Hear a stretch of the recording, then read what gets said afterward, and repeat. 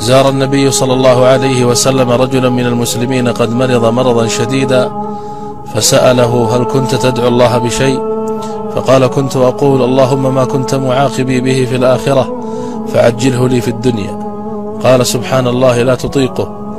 هلا قلت: اللهم آتنا في الدنيا حسنة وفي الآخرة حسنة وقنا عذاب النار. وقيل أن يوسف عليه السلام لما طال عليه الوقت في السجن قال: رب جعلتني في السجن طويلا. فقال الله: أنت سألت السجن فأعطيناك، ولو سألت العافية لعافيناك. وقد ورد في القرآن على لسان يوسف عليه السلام: قال: رب السجن أحب إلي مما يدعونني إليه. تذكر كم مرة قلت جملة مشابهة. قال الإمام الماوردي: القدر موكل بالمنطق، راقبوا كلماتكم وراقبوا ما تقوله ألسنتكم، فما تقوله تتلقاه نفسك، لذا اختار أحسن ما تطلبه من الله والحقه بدنيا وآخرة.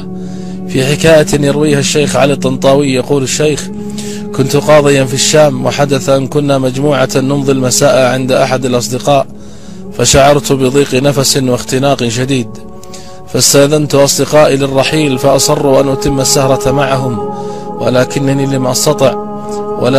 لم أستطع، وقلت لهم: أريد أن أتمشى لأستنشق هواء نقيا. خرجت منهم مشيا وحدي في الظلام، وبينما أنا كذلك إذ سمعت نحيبا وابتهالا آت من خلف تلة.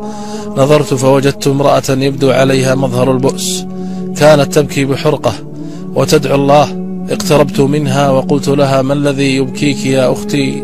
قالت: إن زوجي رجل قاس وظالم، طردني من البيت وأخذ أبنائي وأقسم أن لا أراهم يوما، وأنا ليس لي أحد ولا مكان أذهب له.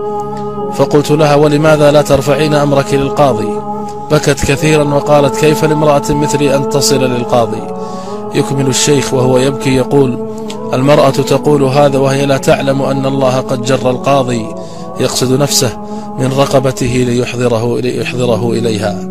سبحان الله، من أمره بالخروج في ظلمة الليل ليقف أمامها بقدميه ويسألها هو بنفسه عن حاجتها. أي دعاء دعته تلك المرأة المسكينة ليستجاب لها بهذه السرعة وبهذه الطريقة.